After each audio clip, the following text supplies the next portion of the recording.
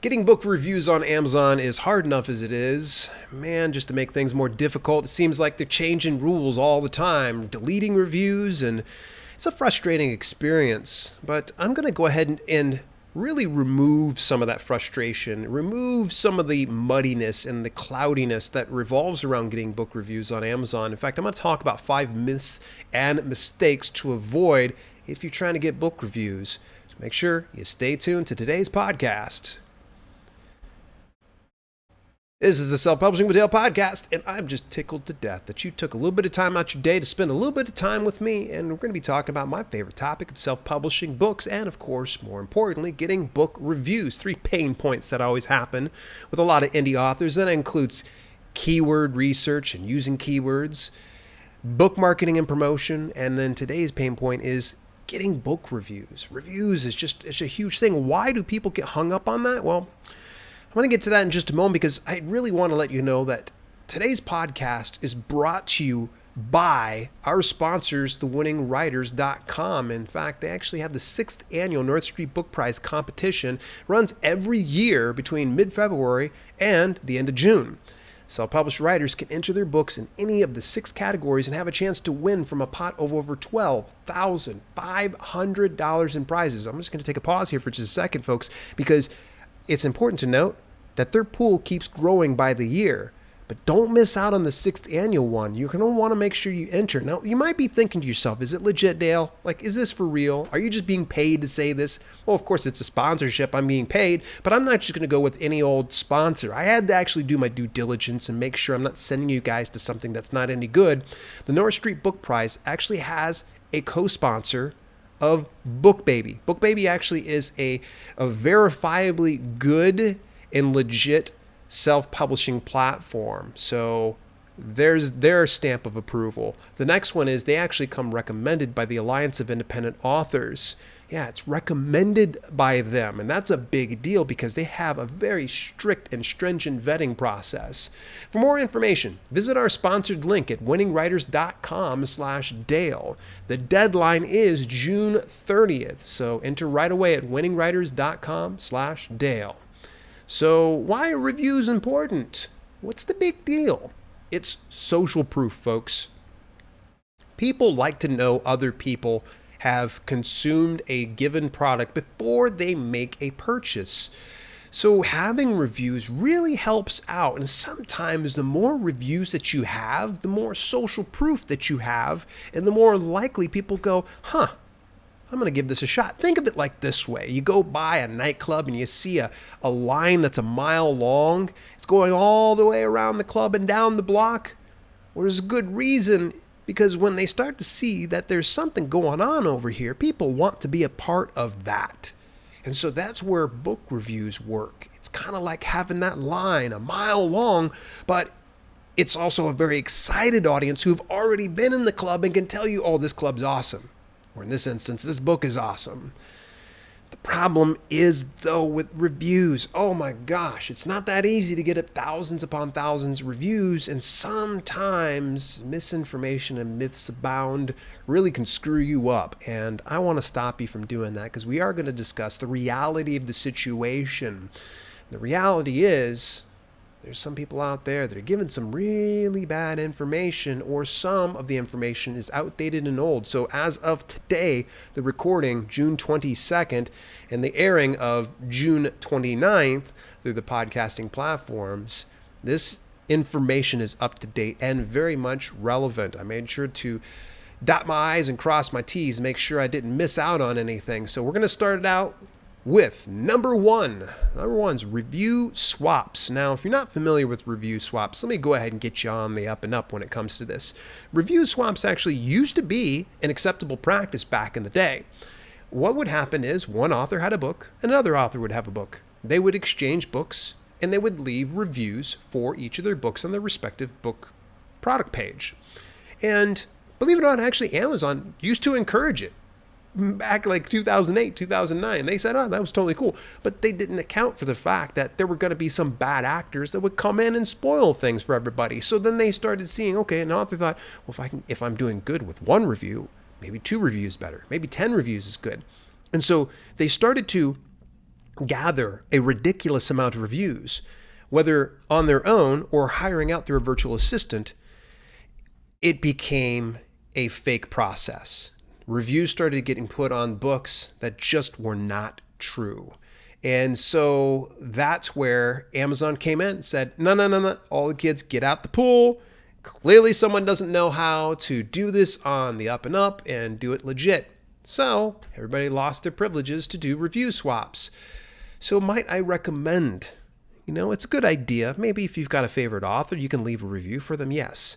But to do it quid pro quo, I'd say avoid it. Avoid it like the plague, because otherwise they're going to look at it as a way of you trying to manipulate the system. You might hear, and I've even seen some people on their YouTube channels saying things that, review swaps, oh, it's good for your first book. No, it's never good. It's never good. No, never, ever, ever, ever do it. It's better that you don't have any reviews than to do fake reviews and try to fool the public into purchasing your product. If your book is that terrible that you have to fake reviews, then you probably shouldn't be in this business in the first place. You probably should take that money and put it towards a good editor, or maybe even a good publicist or marketing and promotion team, so that way they can get it out and you can get legit reviews. All right, number 2. Now this is the one, this is kind of a hot topic here. It is an exchange. Now, it's important that I try to articulate this as exact as possible.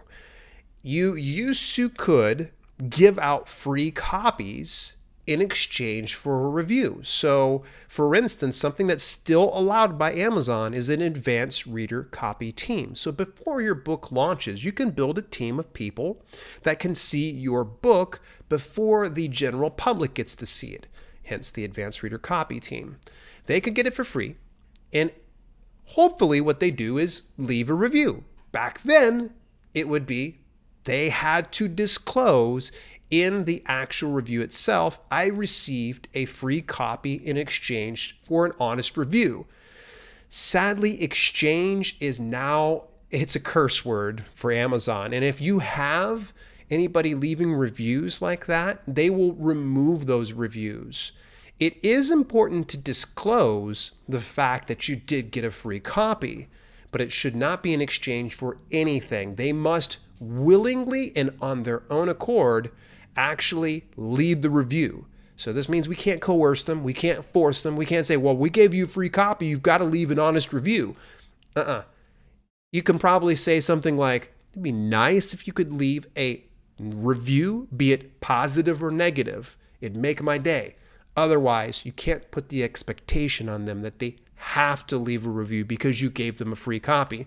Now, you just got to make sure you communicate that with anybody that might be getting a free copy. Let them know in advance. Like, it's important that you fully disclose that you got a free copy from me. But in the same instance, you need to fully disclose that you're leaving a review on your own behalf and not coerced in any fashion. Hopefully that makes sense. There was a lot of ambiguity, and I know a couple of years ago, I used to tell people, yeah, leave that on your reviews. Not anymore. Amazon came in, we're like, no, we don't want that at all in any of the reviews, because it looks like it is pretty much like someone's being pretty forced into leaving a positive review. So there you go. All right, so the next one is number 3, paid reviews. Now, I'm going to pump the brakes just for a second here. Paid reviews, it's almost kind of like going back over into the whole review swap, realm here. You can't go over into Fiverr and get a Fiverr person that says, I'll leave you Amazon reviews. No, that's not cool. You can't have anybody. You cannot pay someone to leave a review. Now, someone might make the argument, but Dale, if I'm giving them a free copy, aren't I kind of paying them? Amazon doesn't view it that way. It's when you're giving actual compensation in a monetary form to leave a review on your product page that it becomes a little bit iffy. So I need to kind of step back just a second here. There are some paid reviews that are okay, but they don't post to Amazon. Okay, and let me give a couple examples. Like the gold standard of editorial reviews is Kirkus. Kirkus. It costs a pretty penny to get a review from them. More recently, I'd actually stumbled over through the folks over at Dart Frog Books through the UK, Union Square Review. They're a new player to the game. In fact, actually, I've just been talking to their team more recently, and they're like, Dale, if you can, just if you mention us, please send them on over towards our direction. You can actually go over to unionsquarereview.com, or you can visit my affiliate link at dalelinks.com/unionsquarereview. You can get 10% off their review with Dale Roberts. That's case sensitive. Put it all lower letters. Dale Roberts, 10% off. I'm still kind of exploring them, and probably my very next release, I will be utilizing their services. So if you go over there, please let them know. Again, they don't publish any of this stuff to Amazon. It's done through their platform. There's a couple things that you got to kind of think about when it comes to getting some of these paid reviews. And the very first thing is, are they publishing it to Amazon? Because if they are, don't buy it. If they're publishing it elsewhere, you're fine. To a certain extent, there's other services like Reader's Favorite's one of them that actually does editorial reviews, and they'll publish it to places like Goodreads, Barnes & Noble, all those type of places. I'm not the biggest fan of Reader's Favorite. I like their free review that they give to you. I know some people swear by their paid review service, but at least it's used in an editorial fashion and not posted through Amazon. So I'd recommend, if you ever get any of these paid reviews that don't post to Amazon, take a snippet of it and utilize it in your editorial section of your book through Author Central. If you're not familiar with Author Central, I actually have a full playlist series over on my channel on YouTube. Go over to dalelinks.com/YouTube and you'll find an entire playlist about it. So the thing that you got to think about is, you're going to go into the paid reviews. You need to figure out, are they posting to Amazon? If so, don't get it.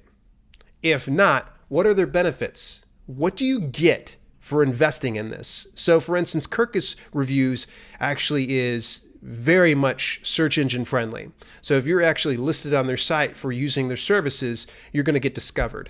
And I believe they actually publish the review in various other, capacities. I'm sorry, I don't know off the top of my head. Union Square Review works in the same capacity as well. I know if you have a 4 or 5 star review, you actually will get distribution through Dart Frog Books, and it's kind of almost like a stamp of approval. So if you're able to get a 4 or 5 star review through Union Square Review, you can actually get more distribution you would otherwise not be able to get. And that is actually, more importantly, into brick and mortar store. I forgot to mention that. Yeah. They have other perks and such that you can actually get into. Again, you can find out all those details. For something like Reader's Favorite, they also post your review on their website. And again, they kind of fire it off. So do your due diligence. I would recommend that before you invest in any paid review services, does it post to Amazon? If so, run away. If not, what are the benefits? What are the benefits? And I'm not going to be able to tell you what you're going to, what's going to be good for you. Just know what your ultimate goal is in getting this review, and then work backwards from there. Alrighty. Number four, this is a myth here. People believe a certain number of reviews equals success. Wrong. I actually even heard this large YouTuber say on her channel, if you get 50 reviews, that's all you need. No, that's absolutely false. Yes, the more reviews you get, the better it is, because it's going to lend more social proof to your book, but having X amount of reviews does not equal more success. I've actually had some books that had 1 review on them, and it pulled in hundreds, if not thousands of dollars per month. Yeah, think about that for a second. So if you're thinking, well, let me get more reviews on here, that means I'm going to be more successful. That's not true. That's just not true. So you can have 2,000 reviews on it. Great, that's awesome. You can have 1 review. You can probably still get the same success. So a certain number of reviews does not equal success. And of course, this all depends on your idea of success, what exactly you're shooting for in getting more reviews. You're getting more reviews so you can get more sales? Are you getting more reviews to stroke your ego? Are you getting more reviews so you can be able to share with other people and build your following? Depends.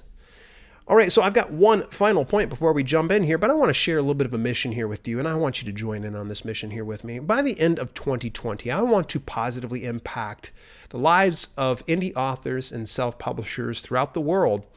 In fact, I want to positively affect 100,000 different indie authors and self-publishers. Are you one of those? If you are one of those that would like to join my little mission here, I want you to come on over to my YouTube channel. You can go over to dalelinks.com/YouTube. You can hit that subscribe button there and hit the little bell notification icon so you don't miss a single one of those videos. We're right now on our way to 100K, and I want you to join me on this mission. We're almost a third of the way there. Can we do it by the end of the year? Well, that's completely up to you. Join in on the cause. Again, dalelinks.com/YouTube. Final point when it comes to getting book reviews on Amazon and the 5 myths and mistakes to avoid. This one right here. This one is the one that it's a deal breaker sometimes. I see some people that don't do this enough. No consistent call to action. I heard the old adage, the old phrase, if you don't ask, the answer is always no. You gotta ask. You have to ask.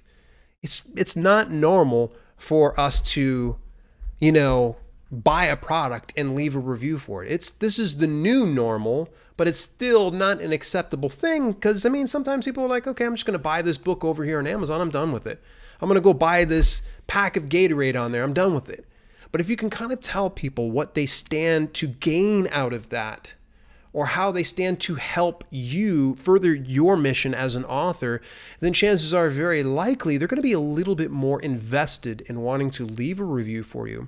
Now, when I say no consistent call to action, the very first thing you need to do is, in the very back of your book, put a call to action. Hey, thanks. It was great that you read my book. I really do appreciate you took time out of your day to go ahead and read this. If it wouldn't be of any consequence to you, I would love it if you went ahead and left an honest review for my book at xyz.com and enter a link over to Amazon, or you can just tell them to go to Amazon where they bought the product and leave a review there. Just that simple. Now, you have to remember honest review, okay? And you can't try to coax it. This is so crazy. I had a coaching student one time a couple years ago that had his book put to draft and flagged because he said, if you enjoyed the book, could you leave an honest review? For some reason, they didn't like him saying that. I guess the same thing would go is if you thought this book was terrible, could you leave a review for it? So you actually have to be very generic when you're asking for it, where it's like, now that you finished reading this book, it'd be awesome if you go leave an honest review at xyz.com. Get the idea? And when I say consistent call to action, it doesn't just mean your book. It means your website, your email newsletter. If you're communicating with your email newsletter and you're following your subscribers on a regular basis, it would behoove you to say at least, if not weekly, at least monthly, saying, hey, I got this book. What did you think about it? If you did pick it up, it'd be awesome if you went ahead and left a review at XYZ. Do it on social media. Here's a really cool little ninja tactic that you can actually use is highlight reviews that you already have, good or bad. Do it through social media. Take like a little screenshot of it, put it on up here. So-and-so said blah, blah, blah. What do you think? If you've already read it, I'd love for you to leave a review at xyz.com. So there's a way that you can kind of bring in. You got to keep asking. It's like marketing and promotion. In fact, I kind of consider reviews underneath that umbrella of marketing and promotion, even though I say there's 3 pain points. That kind of falls underneath marketing and promotion because the more reviews that you can get, the more it helps you out in marketing your book and framing it in a way that people want to purchase it. So just remember that, folks. If you don't ask, the answer's always no. The answer's always no. So just ask. Ask people. Ask until people are like, oh my gosh, is that all he asks for is reviews? Good Lord. Be that person. But make sure you kind of tell them what they stand to gain out of it and how they can further help you. Hey, if you enjoyed this book, one of the things that is the lifeblood of indie authors are reviews. And reviews would really, really make my day. Whether negative or positive, just go ahead and leave it on over here. It will help me out to help you and help other people so I can refine my product and put out even better books in the future. Alrighty, so hey, as we start to wrap up things today in the podcast recording, I want to ask, subscribe or follow me on your preferred podcast platform and leave a review. And also, big shout out to winningwriters.com. It's the 6th annual North Street Book Prize competition. Folks, the deadline is June the 30th. There's 6 categories to choose from, over $12,500 in prizes, and the grand prize winner gets $5,000 plus additional things on top of that. Yeah, I always just say it's $5,000, but believe it or not, there's additional things they give to the grand prize winner. The only way you can win is if you enter. Go to winningwriters.com/Dale. As we start to wrap things up, again, I'm tickled to death that you took just a little bit of time out your day to go ahead and listen to this podcast along with me. And in the meantime, this has been Self-Publishing with Dale, and I will catch you next week.